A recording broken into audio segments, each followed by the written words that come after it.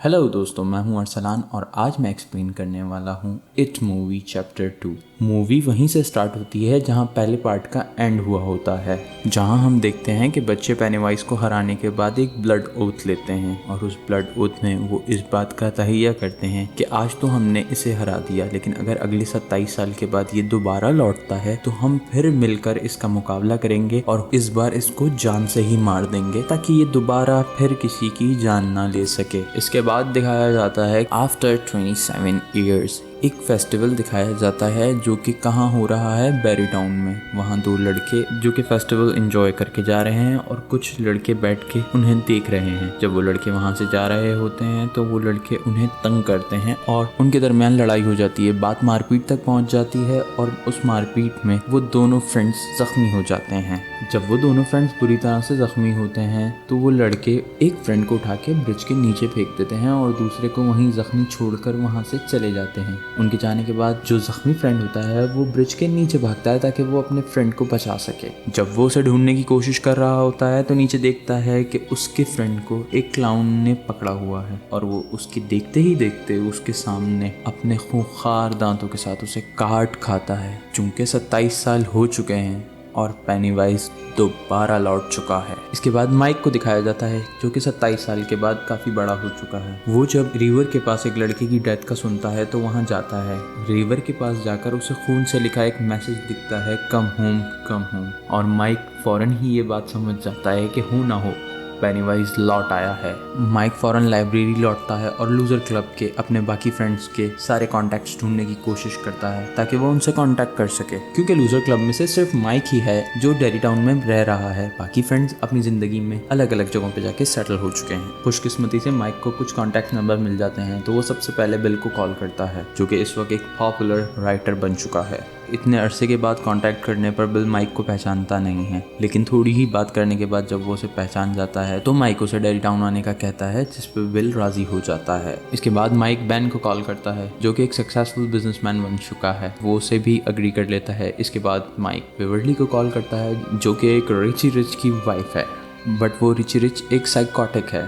Mic की call आने के बाद वेवर्ली का हस्बैंड वेवर्ली को मारता है, लेकिन वेवर्ली अपने हस्बैंड को मारकर वहाँ से निकल जाती है। एट द एंड माइक अपने एक फ्रेंड स्टैनली को कॉल करता है जो कि उससे ये बात जानने के बाद इतना डिस्टर्ब हो जाता है कि वो अपनी वेन्स काट लेता है और वो वहीं मर जाता है।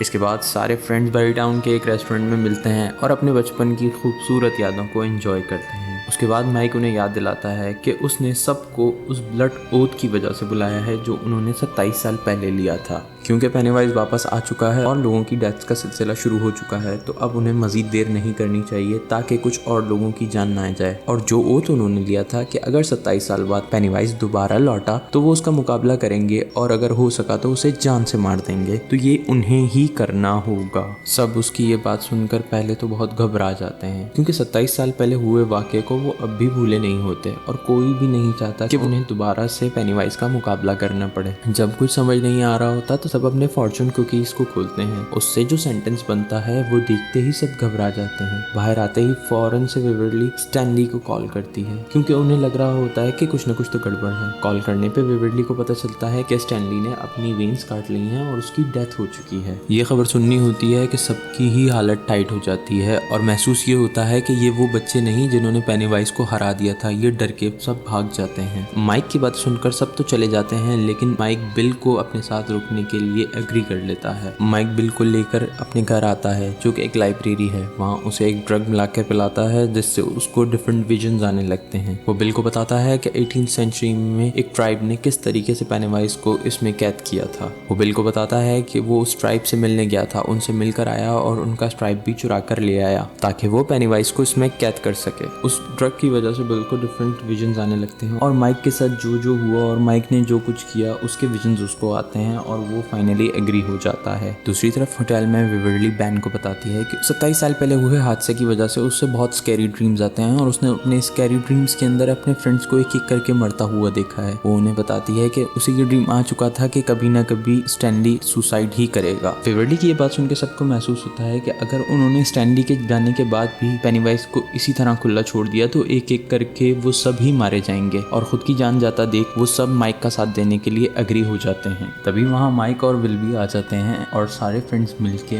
पेनीवाइज को ठिकाने लगाने का प्लान बनाते हैं। तभी माइक उन सबको बताता है कि उन्हें एक रिचुअल परफॉर्म करना पड़ेगा जिसमें सबको अपने पास से कनेक्टेड एक चीज लाना होगी ताकि वो अपने पास से कनेक्टेड चीजों को लाकर जलाते हैं जिससे वो पेनीवाइज को मार सकते हैं। और ये सब कुछ वो एंशिएंट सेरामिक में ही करेंगे। सब फ्रेंड्स अलग अलग होकर अपने पास से कनेक्टेड चीजों को ढूंढने लग जाते हैं। सबसे पहले बेवर्ली अपने उस घर में जाती है जहाँ वो अपने फादर के साथ रहा करती थी बचपन में। वहाँ उसे एक लेडी मिलती है जो उस घर में रह रही होती है। वो उसकी परमिशन से घर में जाती है और सीलिंग में से वो लेटर निकालती है जो उसे बेन ने लिखा होता है। बेवर्ली जब वो लेटर लेके वापस जाने लगती है तो वो बूढ़ी औरत एक डेमन में तब्दील हो जाती है और उस पर अटैक कर देती है। यहाँ बेवर्ली की लक उसका साथ देती है और बिल्कुल सही वक्त पर बेवर्ली वहाँ से निकल जाती है। इसके बाद विल उसी सेवर के पास आके रुकता है जहाँ उसके छोटे भाई को पेनीवाइज ले गया होता है। तब इमोशनली होके विल सेवर के पास जाकर चीखता है कि इतने बच्चे थे, आखिर उसने उसके ही भाई को क्यों निशाना बनाया। तभी सेवर में से उसे रिप्लाई मिलता है कि उसे तो विल चाहिए था। जब विल न मिला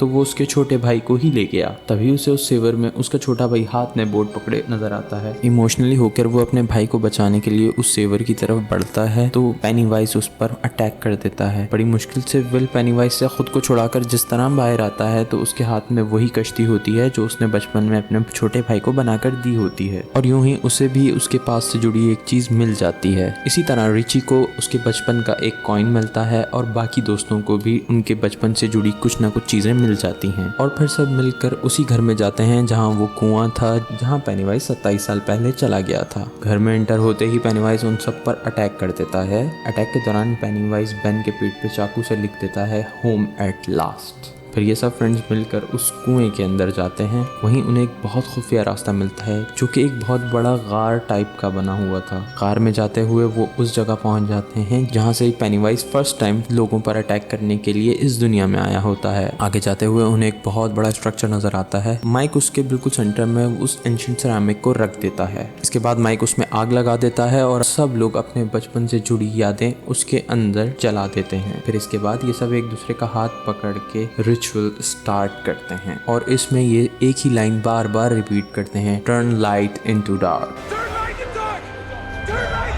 रिचुअल स्टार्ट करने के बाद उस गार में ऊपर की तरफ से एक 3 लाइट्स नीचे की तरफ आती हुई दिखाई देती हैं। ये तीनों लाइट ही पेनीवाइज की फॉर्म थी और वो तीनों लाइट आहिस्ता आहिस्ता नीचे आके उसी सेरामिक के अंदर आ जाती हैं जिसे माइक फौरन से बंद कर देता है। लेकिन बंद करते ही उसमें से एक रेड बलून निकलना शुरू होता है जो कि आहिस्ता आहिस्ता बहुत बड़ा होकर फटता है और उसमें से पेनीवाइज निकल आता है। पेनीवाइज सबको मुस्कुराते हुए कहता है कि क्या तुम्हें माइक ने रिचुअल सही तरह से नहीं बताया, क्योंकि इस रिचुअल को परफॉर्म करने वाला तो कोई भी जिंदा नहीं रहता।